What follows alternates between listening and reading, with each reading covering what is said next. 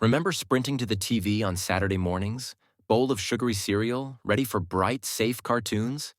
Fast forward, and your queue looks like neon hair, giant robots, and emotional monologues before battles.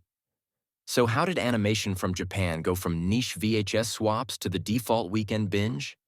Today, we're unpacking the rise of anime in the West, explained simply.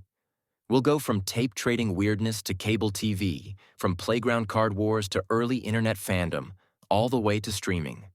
Why it mattered then, and why parts of it feel so different today. 1. The tape training underground. Before algorithms, there was a friend of a friend with a duffel bag of tapes. In the late 80s and 90s, fans traded grainy VHS copies at comic shops and tiny conventions. Subtitles were often fan-made. If your blockbuster had a small foreign animation shelf, you felt like you'd found buried treasure. It wasn't just content, it was a scavenger hunt. Why it mattered then? Scarcity made community. You bonded over the effort. Why it feels weird today?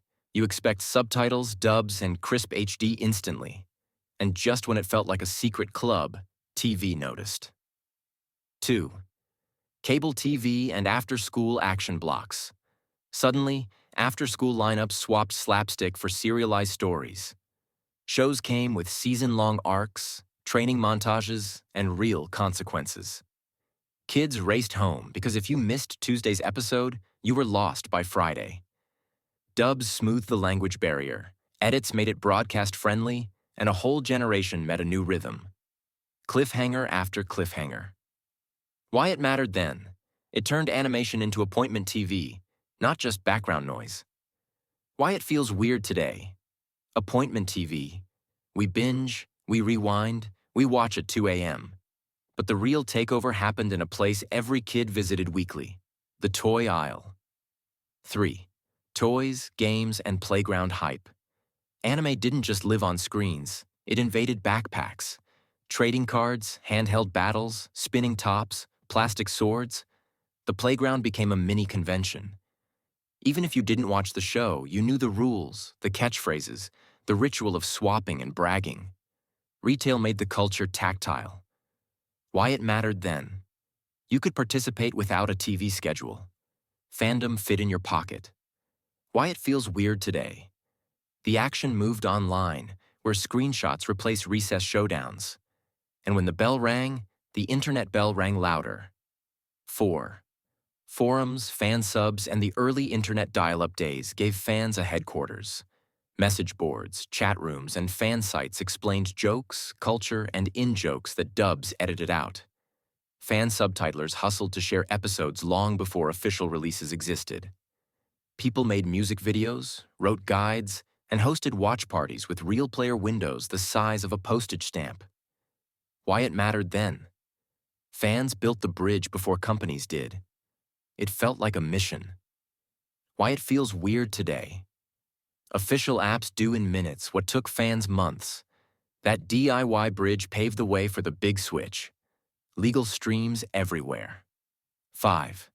Streaming and the simulcast revolution. When streaming arrived, the wait vanished. New episodes appeared the same day as Japan. Dubs got faster. Back catalogs stretched for miles.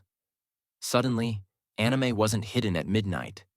It sat next to sitcoms and reality shows, recommended by an algorithm that knew your taste. During stay-at-home years, millions tried that show with the striking eyes and stayed. Why it mattered then? Access validated anime as mainstream, not a niche hobby. Why it feels weird today? Too much choice, and corporate licensing swaps shows like trading cards.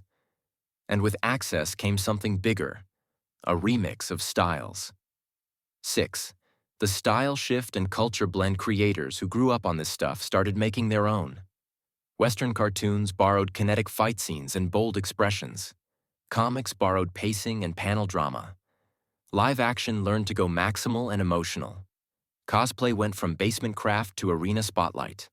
College clubs became campus staples. Parents now share favorites with their kids.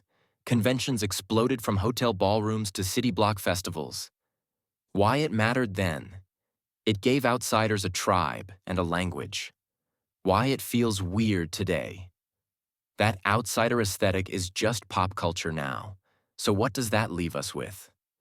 From VCR hums to autoplay, from a dusty blockbuster shelf to an endless scroll, anime's rise is the story of fans building demand until the world caught up.